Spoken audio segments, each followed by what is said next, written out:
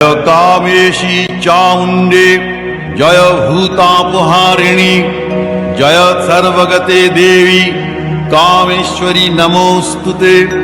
দেবীর অক্ষয় কৃপা কণায় সত্যলোক আনন্দিত। কখনো তিনি দুর্গতি নাশিনী রূপে মহিষাসুরের হাত থেকে রক্ষা করেন ত্রিজগৎকে, আবার কখনো তিনি কালিকা রূপে গ্রাস করেন শ্রী ব্রহ্মাণ্ডকে। আবার সেই ঘোর কৃষ্ণবর্ণা কালিকাই কামাখ্যা রূপে ভক্তের মনোবাঞ্ছা পূর্ণ করেন। এই সতীজনী সম্ভূতা দেবী কামাখ্যার কাহিনী সূচনা ঘটে দক্ষযজ্ঞ থেকে।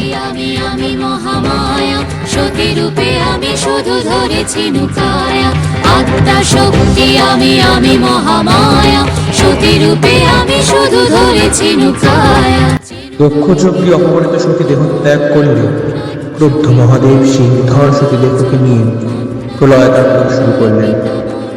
তখন আদ্যাশক্তির নির্দেশে শ্রীনারায়ণ তার সুদর্শন চক্র দ্বারা সতীদেহ একান্ত খণ্ডে খণ্ডিত করলেন। সেই দেহ খণ্ড যেখানে যেখানে পতিত হল সেখানে এক একটি সতীপীঠ তৈরি হল।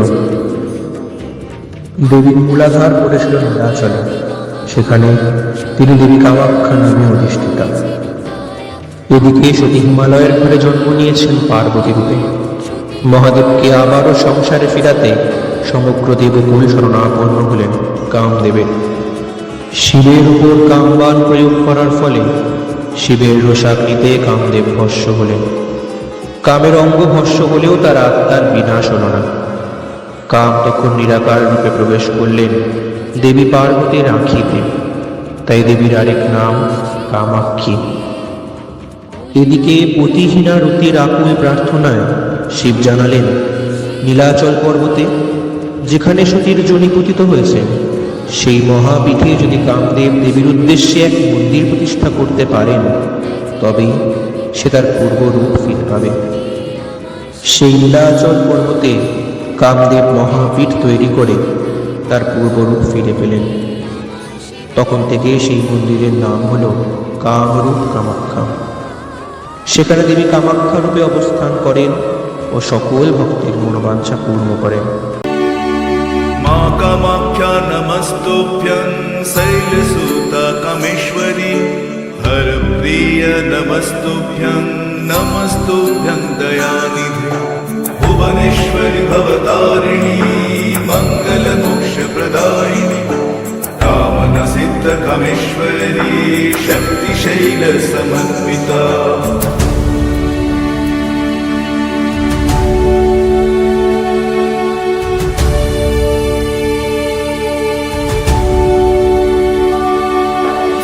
अधिष्ठात्री असमदेशे आवाहयामि सुसर्वदा सिद्धक्षेत्र नीलाञ्चले शक्तिपीठ प्रतिष्ठितम् नमस्तो कामाख्या दिव्यै जगतेजुमयं दिव्यं प्रणमामि सदा भक्त्या कामाख्या परं।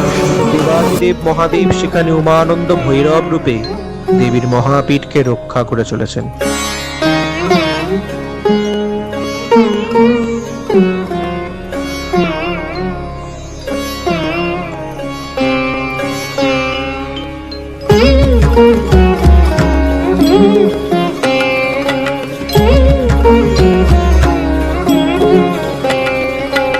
হৃদয় পদ্মাসনে দেবী বিরাজ করো ত্রিলোকপালিনী।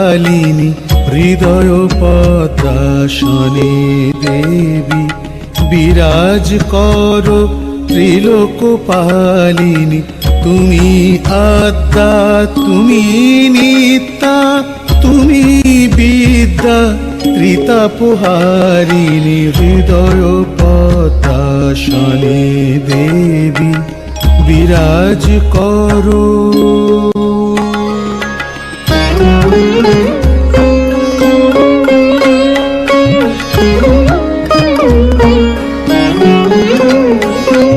তুমি সাবিত্রী তুমি পার্বতী তুমি চণ্ডিকা তুমি নারায়ণী। তুমি সাবিত্রী তুমি পার্বতী তুমি চণ্ডিকা, তুমি নারায়ণী, তুমি মাতঙ্গী, তুমি ভৈরবী, তুমি দুর্গা, দুর্গতি নাশিনী। হৃদয় পদাসনে দেবী বিরাজ করো, ত্রিলোক পালিনী। হৃদয় পদাসনে দেবী বিরাজ করো।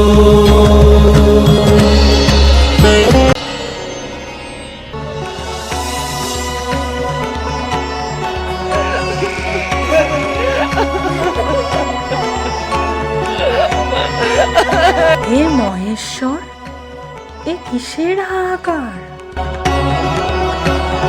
এই হাহাকারের কারণ যে তোমার ভক্ত নরকাসুর। এই নরকাসুর হল শ্রীহরি নারায়ণের তৃতীয় অবতার বরাহদেব ও লক্ষ্মী স্বরূপা ভূদেবীর পুত্র।